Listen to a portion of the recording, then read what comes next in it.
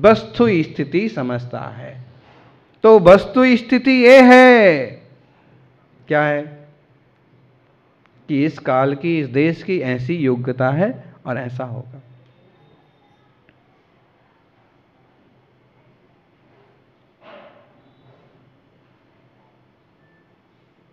भूपाल कवि,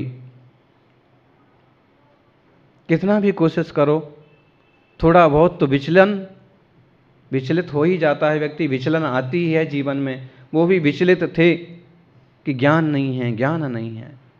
एक बार ज्ञानी गुरु का संयोग मिला और उनसे प्रार्थना की। गुरुदेव ने कहा, भक्ता अमर के 6वें काव्य का पाठ करो, इस रिद्धि मंत्र का जाप करो, इस तरह से तुम प्रभु की आराधना करो और गुरु की वाणी जग कल्याणी फलती ही है। और उनकी बात फली। भूपाल भक्त अमर की आराधना करने लगे और थोड़े समय में ज्ञान का ऐसा विकास हुआ कि उन्होंने जिन चतुर्विंशति का जैसा सुंदर श्रेष्ठ काव्य की रचना की, और सच में उन्होंने अपने भावों को उसमें रखा कि वो संसारियों, तुम्हें मंगल ही चाहिए, शकुन ही चाहिए, सोकर के चाहते हो कि सोकर के उठें और बहुत अच्छा दर्शन हो, कुछ अच्छा देखने को मिले, तो सुप्तोत्थितेन सुमुखेन सुमंगलाय। सबसे पहले सो के उठे तो क्या देखना चाहिए? मंगल के लिए, कल्याण के लिए, शकुन के लिए क्या देखना चाहिए? द्रष्टव्य मस्त यदि मंगल में वस्तु, कुछ देखने लायक मंगल वस्तु है तो क्या है? बोलो बोलो, मुंह खोलो।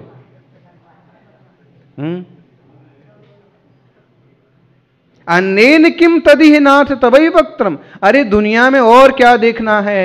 हे जिनेंद्र भगवान, देखने लायक है तो आपका सौम्य शांत मुखमंडल।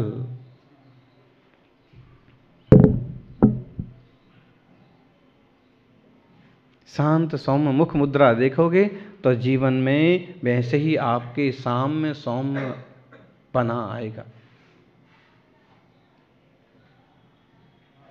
क्रूर व्यक्तित्व को देखेंगे तो क्रूरता आती है, सौम्य व्यक्तित्व को देखेंगे तो सौम्यता आती है। सरागियों को देखेंगे, सरागियों से मिलेंगे तो सरागी बन जाएंगे, और बीतरागी को देखेंगे तो बीतरागी बनेंगे। आप खुद के अनुभव देख लो। वही संगति करते हैं, वैसे ही लोगों के साथ रहते हैं तो आप भी वैसे ही करने लगते हैं। गुटखा तंबाकू खाने वाले के साथ रहेंगे ना कभी आप भी थोड़ा तो चबा ही जाएंगे। शराबी के साथ रहेंगे कभी ना कभी थोड़ा बहुत फिसल ही जाएंगे। चंचल चित्त वालों के साथ रहेंगे तो कभी ना कभी चंचलता आएगी, और व्रती वीतरागियों के साथ रहेंगे तो थोड़ा बहुत वीतरागता भी आती है।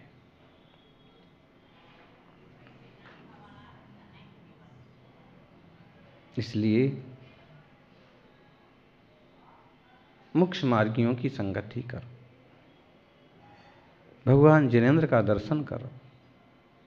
सो करके उठते हैं, चाय मत मांगो, काफी मत मांगो, क्या मांगो?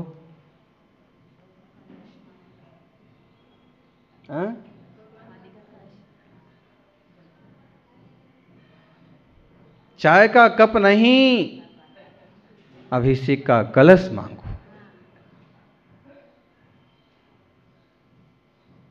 कुछ श्रावक यहां अभिषेक करते हैं रोज सुबह, कैसा भव्य लगता है। जिन प्रतिमाओं का मंगल स्नान, परिणाम जुड़ते हैं, भाव जुड़ते हैं, और ये भावों का जुड़ना ही कर्मों का कटना है। लोहा लोहे को काटता है, बोले हीरा हीरे को काटता है।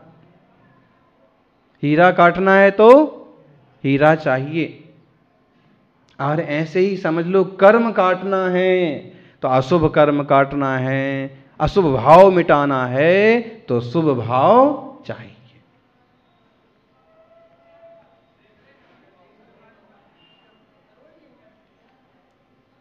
और क्या मंगल देखते हो? हैं? बोले मंगल करो, सुकून करो, मुनि का दर्शन, गुरु का दर्शन, इससे बड़ा सुकून और मंगल क्या होगा?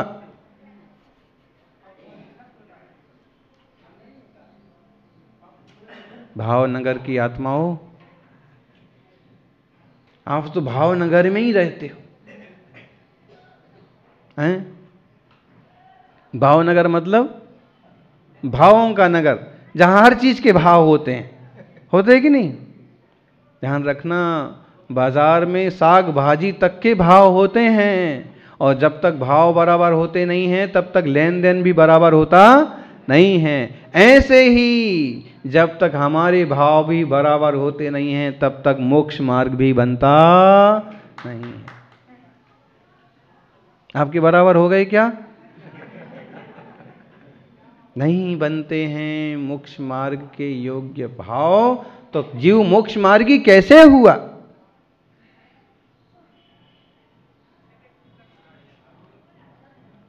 दानम पूया मुखम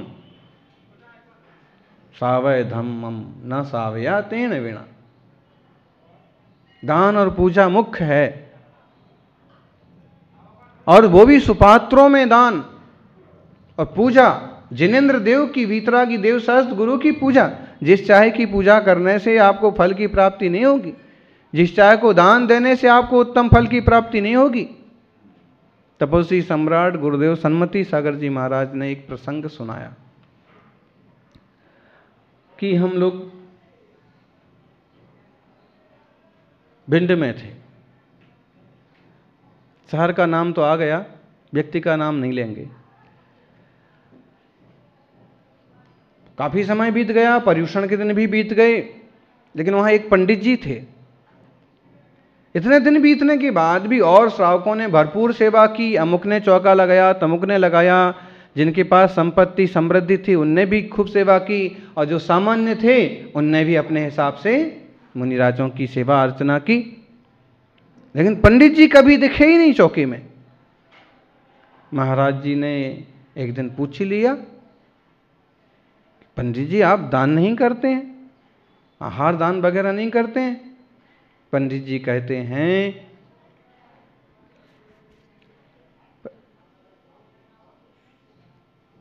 मैं तो कंगलों को दान करता, भिखारियों को दान करता। आचार्य महाराज बोले, भिखारी को दिया गया दान भिखारी जैसे फल की, उतने ही थोड़े फल की उपलब्धि कराता है, और तपस्वी को दिए गए दान की फल की उपलब्धि देव पर्याय तक होती है, रिद्धि सिद्धि वाली होती है। मना नहीं है कि तुम गरीब की हेल्प मत करो, दुखी को दान मत दो, दो, लेकिन तुम किससे तुलना कर रहे हो? एक उच्चतम दान और एक न्यूनतम।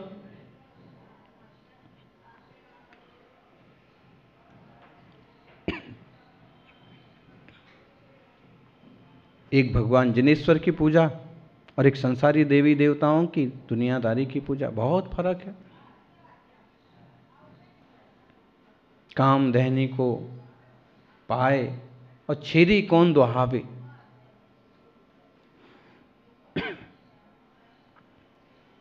जिन धर्म को पा लिया तो अब दुनिया भर में और कौन भटके, और किसी चीज की गुलामी कौन करे। कभी बनारसी दास का एक प्रसंग है। अकबर का अपने ज़माने में बड़ा दबदबा था, रुतबा था, सब जानते हैं। दूसरे बादशाहों से हटके थोड़ा उसने काम किया। दूसरे केवल दबाव की राजनीति करते थे, लेकिन उसने थोड़ा सा लोगों को मिलकर के काम करने की एक राजनीति की। काम तो उसने वही किया जो उसे करना था, लेकिन थोड़ा सा भारतवासियों को विश्वास में लेकर के। उसी राज दरबार का एक प्रसंग है।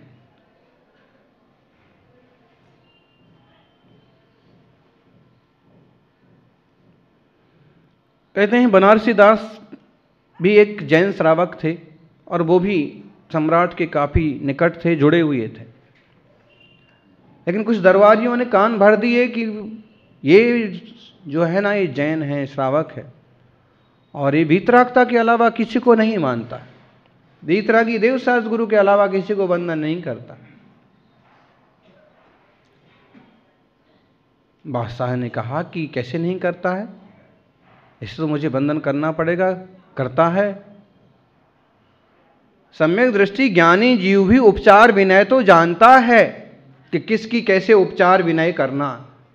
अगर वो पुलिस वाले से मिलेगा तो पुलिस वाले जैसा व्यवहार बात करेगा, अपने गांव के मुखिया से मिलेगा तो यथायोग जय जिनेंद्र वगैरह करेगा। उपचार विनय किनके प्रति कैसा बनता है वह तो ज्ञानी भी करता है। उपचार विनय वो करते थे। फिर भी दरबारी ने कहा कि भले तुम्हारे सामने यूं हाथ जोड़ते हों कि यूं मस्तक झुकाते हों, लेकिन ऐसा बहुमान और बहु आदर आपके प्रति नहीं है। हम आपको तब जाने जब आप इनसे आप अपनी स्तुति करवा लो, ये आपके बारे में बहुत अच्छे और ऊंचे शब्द बोलें।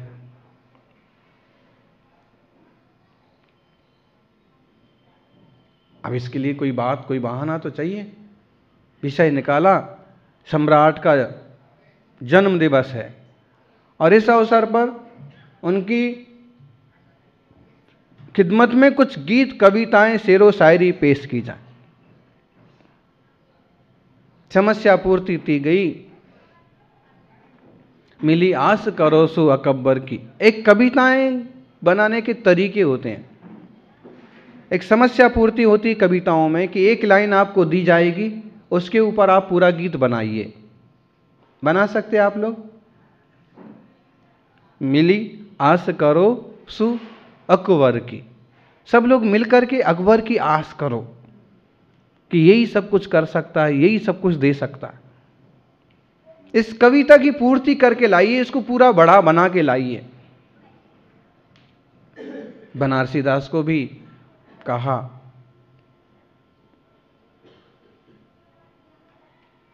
ठीक है,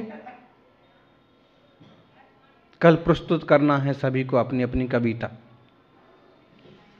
दूसरे दिन दरबारियों ने, कवियों ने, विद्वानों ने अपने अपने ढंग से खूब प्रशंसा की।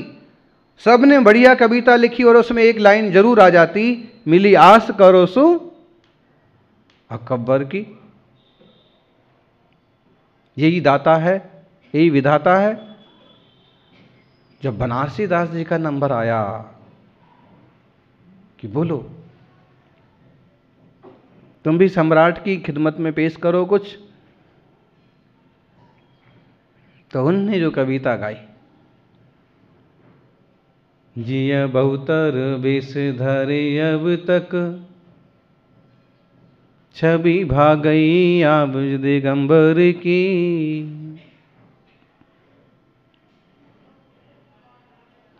चिंतामणि जब प्रकटी घर में, तब कौन जरूरत आडंबर की।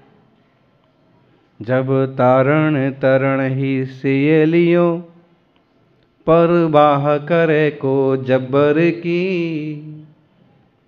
जिन्हें आस नहीं परमेश्वर की, मिली आस करो सु अकबर की।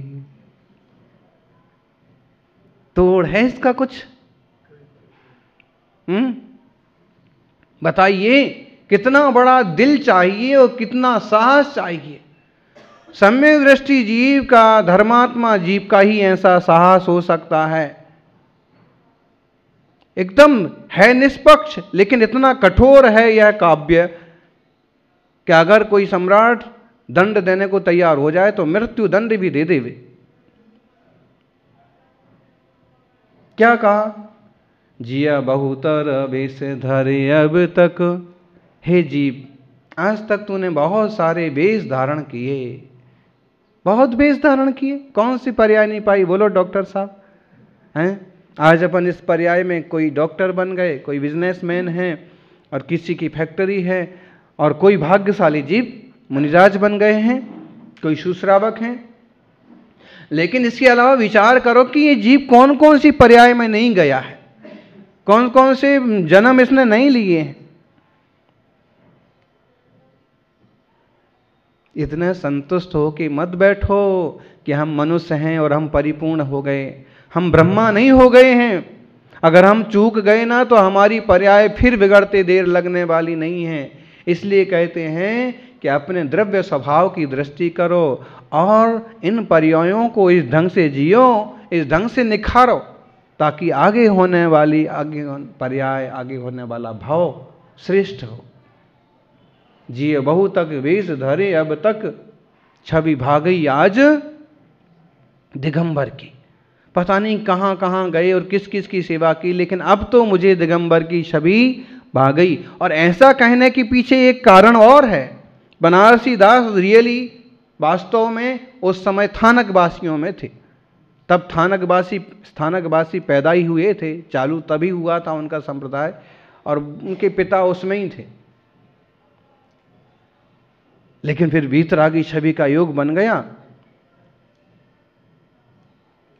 पारसनाथ भगवान के दर्शन किए और इस कारण से उनकी इसी में रुचि लग गई, तो बहुत जन्म धारण किए और आज मुझे दिगंबर की छवि भाग गई, छवि भाग गई आज दिगंबर की। और चिंतामणि जब प्रकटी घर में, अपने ही घर में जब चिंतामणि रत्न प्रकट हो जाए, चिंतामणि रत्न समझ में आया जी? हाँ, साने कहे छे चिंतामणि,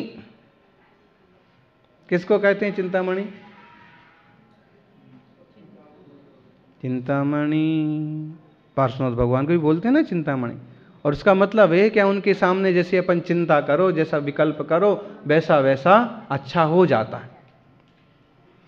चिंतामणि मतलब एक टाइप का पत्थर होता था, ऐसा मणि होता था कि वो आपके हाथ में है, आपके पास में है, तो आप जो विचार करो वैसा हो जाता।